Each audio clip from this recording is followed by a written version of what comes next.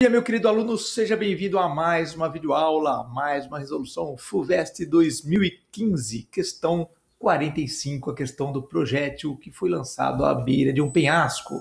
Então o cara fala aqui que tem um terreno plano, que o caminho, né, a trajetória do projétil é parte de uma parábola com um eixo de simetria vertical, como mostra a figura. Então, aumentei a figura aqui.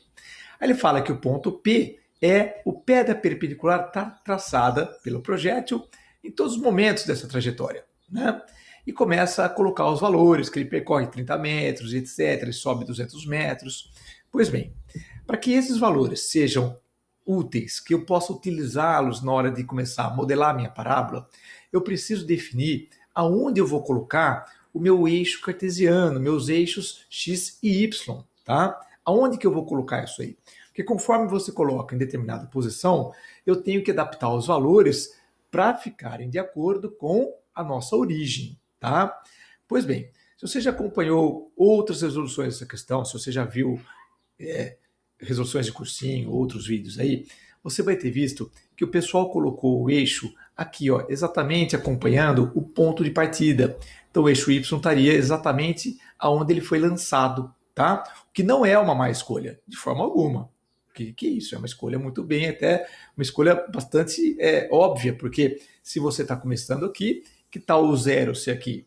Acho muito razoável, tá bom?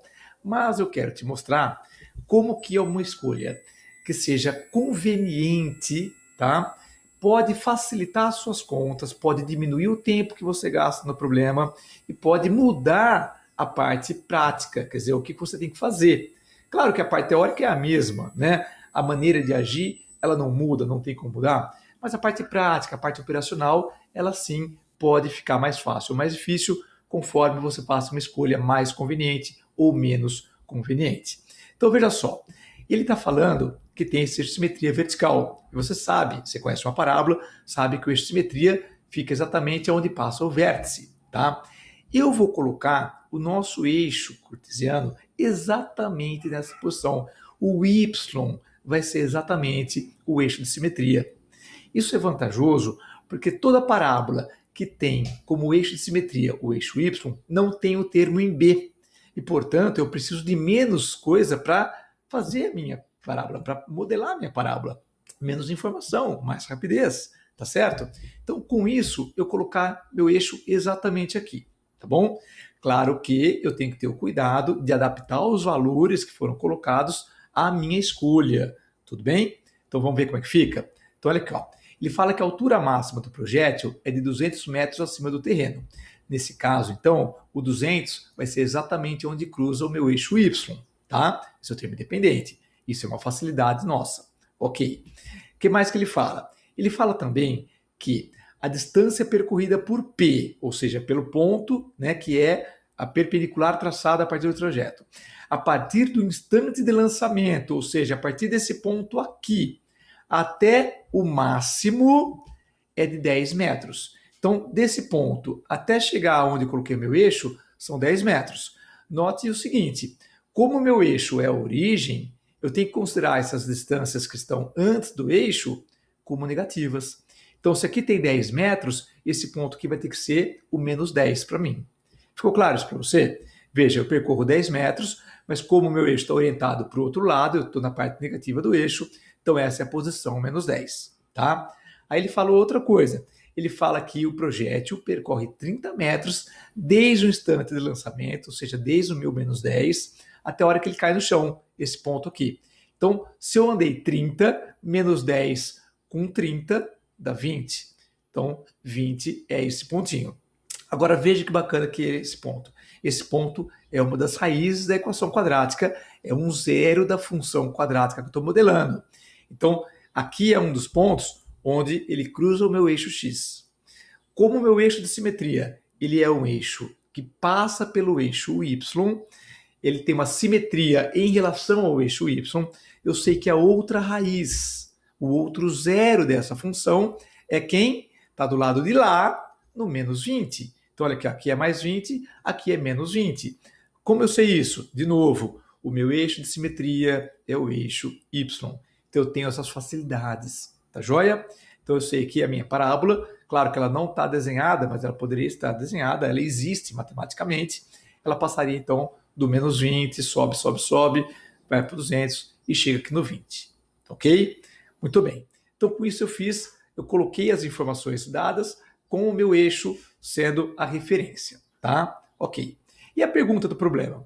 Quantos metros acima do terreno estava o projétil quando foi lançado? Então eu quero saber esse ponto aqui, ó. Eu sei que o x dele é menos 10, mas quero saber o y dele, quero saber a altura dele, quero saber o f de menos 10. Então, o que eu busco? O f de menos 10.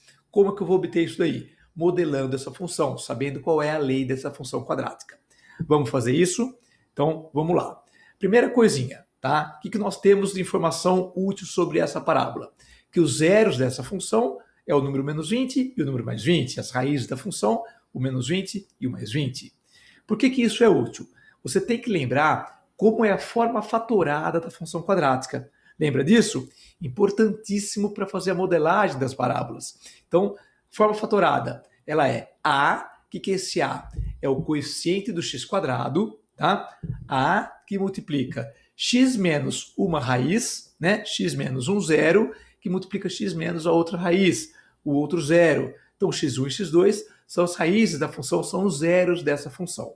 Tá legal? Então, como que eu faço isso? Eu vou usar o menos 20 e o 20 no lugar do x1 e do x2. Vamos fazer? Então, vamos lá. A que multiplica x menos o menos 20, menos com menos dá mais, multiplicada por x menos o 20. Então, essa aqui é a forma fatorada da nossa parábola.